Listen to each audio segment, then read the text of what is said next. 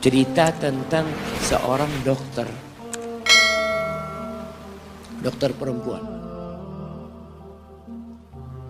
di sana, di Arab sana. Ada seorang anak lelaki bawa ibunya masuk ke dokter ini. Subhanallah, ibunya ini gila. Anak-anak muda ini, belum nikah, dia bawa ibunya. Nanti ibunya tersenyum sendiri, ketawa sendiri. Masuk ke ruang dokter itu, mejanya dokter diputerin sama ibunya. Anaknya minta maaf, ya dok, kata dia, sekali-kali nanti ngeliat di televisi dokter itu ada gambarnya Ka'bah.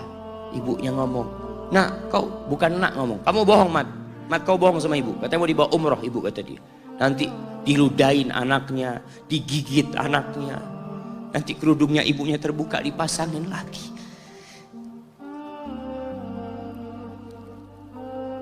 Itu dokter tanya sama anaknya, ini siapa? Ibu anak, kata dia. Sejak kapan dia seperti ini? Sejak lahir. Loh, terus gimana engkau bisa lahir? Iya, sama kakek anak, ibu anak dinikahkan, tapi 10 bulan diceraikan. Ya karena seperti ini, anak lahir dari rahim ibu anak. Dan seperti ini kan? Iya, kata dia. Engkau berbakti sama dia, kata dia. Dia kan nggak kenal sama engkau. Iya, dia nggak tahu sama anak, tapi Allah tahu kalau dia ibu anak. Kan? Allah tahu kalau dia ibu anak. Anak harus berbakti. Ditanya, ibumu sakit apa? Ibu kena gula, katanya, kena ini. Setelah dikasih resep, itu dokter cerita, pasiennya keluar, ditutup pintunya. Dokter ini nangis. Dia mengatakan, ana sering dengar ceramah tentang birrul walidain. Ana sering mendengarkan tausiah ustaz tentang berbakti kepada orang tua, tapi ana baru sekarang melihat kebaktian seorang anak sama orang tuanya. Ibunya gila, dia tetap berbakti. Dan dia mengatakan, iya, ibu ana nggak tahu sama ana, tapi Allah tahu kalau dia ibu ana. Dan yang ngasih wasiat supaya kita berbakti sama orang tua itu Allah, jemaah. Apapun yang dilakukan orang tua kita.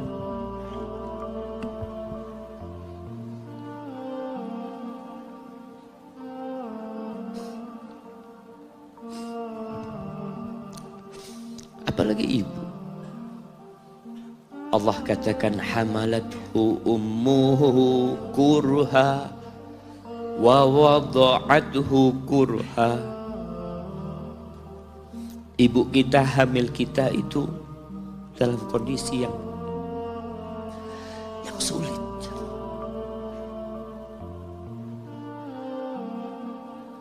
Ada ibu yang harus bed rest demi anaknya lahir. Demi kita lahir, ibu kita itu bed rest.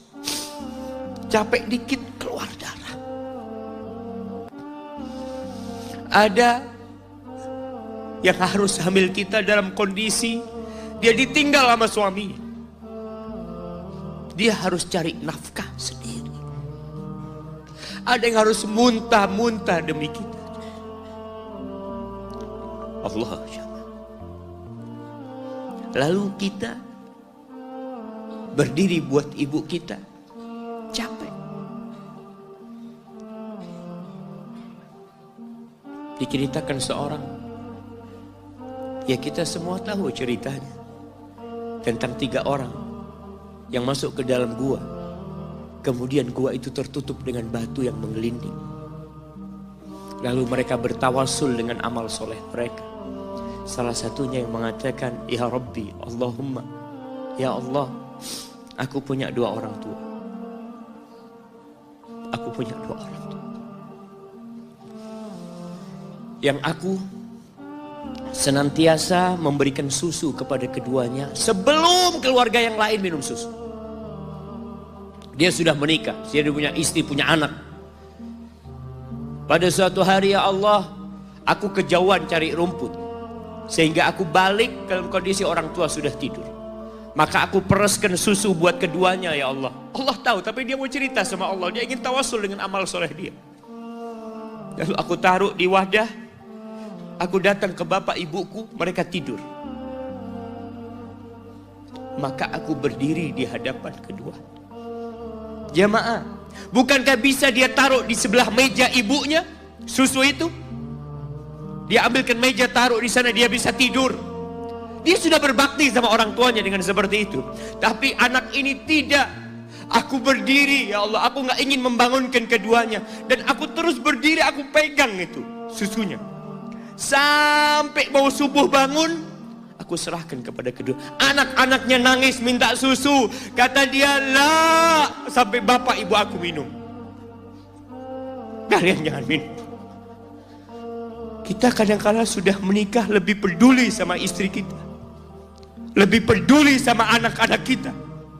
Nggak ada hadis yang mengatakan anak itu pintu surga, jemaah. Yang ada itu orang tua pintu surga. Kita peduli sama anak-anak kita. Beli oleh-oleh buat istrinya. Ditelepon istrinya mau apa, kepingin apa. Pernahkah engkau telepon ibumu? Tanya, Umi kepingin apa, Umi? Ana lagi dalam perjalanan, Umi. Jamaah, itu anak, Masya Allah, dia berdiri.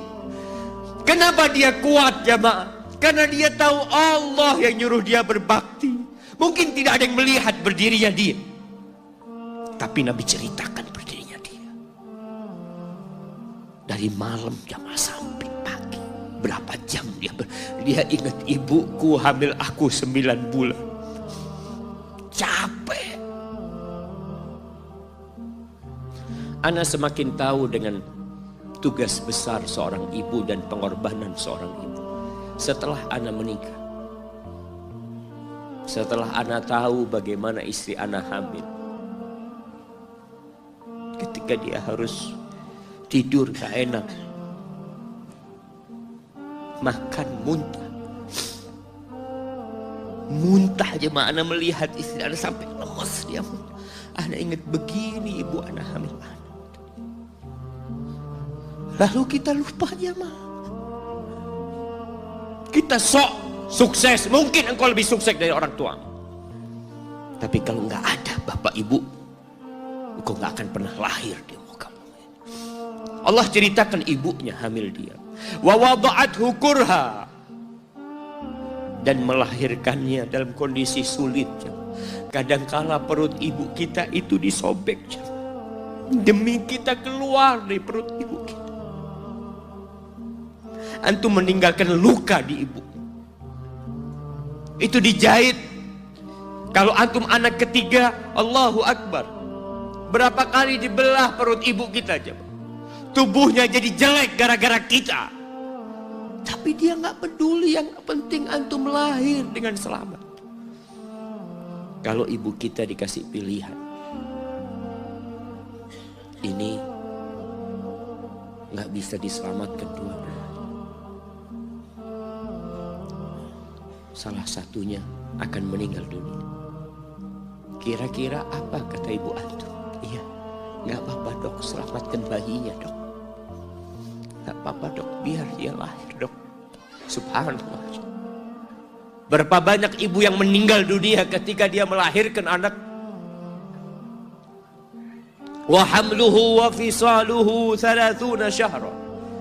Hamilnya dan menyusuinya itu 30 bulan. Artinya bukan ketika antum lahir selesai lelahnya ibu kita. Memang ketika antum lahir dengan selamat, Allahu Akbar, ibu itu lupa dengan rasa sakit dia 9 bulan.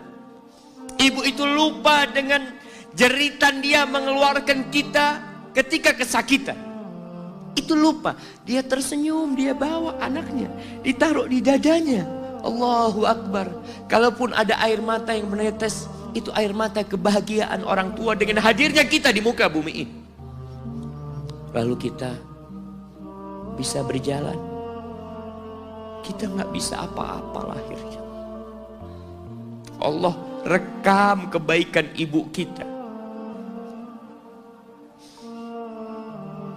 Kita disusui sama ibu kita. Berapa bulan? 2 tahun. 24 bulan disusui. Mungkin ada yang kurang, mungkin ada yang lebih. Tapi yang jelas kondisi kita tidak bisa berbuat apa-apa. Kita hanya bisa menangis, jemaah. Antum lapar menangis, buang kotoran menangis. Siapa yang datang membersihkan kotoran antum? Ibu antum. Yang gendong antum siapa? Ibu antum. Dia susui. Subhanallah, sampai anaknya agak besar sedikit, diajari bicara sama ibunya, diajak ngomong sama ibunya, diajarin berdiri sama ibunya, diajarin berjalan sama orang tuanya. Allahu Akbar. Kemudian ketika antum sukses, antum berangkat ke luar negeri, antum berangkat ke luar kota, meninggalkan kedua orang tua antum, boleh, asalkan dengan ridho orang tua antum. Kalau ibu antum telepon, antum di Batu sini, kuliah, sampai sukses jadi pengusaha di sini. Ibu antum di kampung telepon, nah ibu ingin engkau balik ke kampung. Jangan pernah mengatakan, bu anak kerjanya di sini ibu. Saya ditugaskan di sini, tinggalkan semua pekerjaanmu, pulang ke rumah. Ustaz, gimana dengan istri dan anak-anak anak? Yang ngasih makan istri sama anak-anak antum itu Allah Jalla Jalla. Bawa pulang ke kampung, hidup sama ibu antum. Jamaah, ada seorang sahabat yang izin untuk berjihad, izin untuk mendapatkan surga yang paling tinggi, izin untuk bisa memberikan syafaat kepada 70 dari keluarganya. Kalau dia mati syahid, dia datang kepada Nabi SAW, ditanya, bapak ibumu hidup? Iya, kata dia, pulang engkau ke sana. Fathammal jannah, di sana ada surga. Ilzam rijlaya, engkau tetap di kaki ibumu. Ini mau jihad, bukan mau cari fulus, jemaah. Bukan mau cari kenikmatan dunia, dia mau cari surga. Tapi pintu surga yang paling baik orang tua dapat jauh-jauh. Jemaah, wallah, ketika antum nangis di kasur ibu, di dapur lagi masak, dimatikan kompornya, dia datang jumpai antum. Antum lihat, anak sering lihat ketika kajian, bagaimana seorang ibu yang gendong anaknya yang nangis. Dia ingin dengarkan kajian, tapi engkau menghalangi dia untuk mendengarkan kajian dengan baik. Dia harus gendong. Kadang-kadang nggak boleh deket-deket kajian, yang bawa anak tempatnya lain, dan dia nurut. Engkau ganggu hidup dia dari sejak engkau lahir. Kemudian setelah engkau dewasa, engkau nggak berbakti sama ibu. Lupa dengan wa hamluhu wa fisaluhu 30 syahr. Di masa Umar bin Khattab, ada seorang yang datang kepada Umar mengatakan, ya Amirul Mukminin,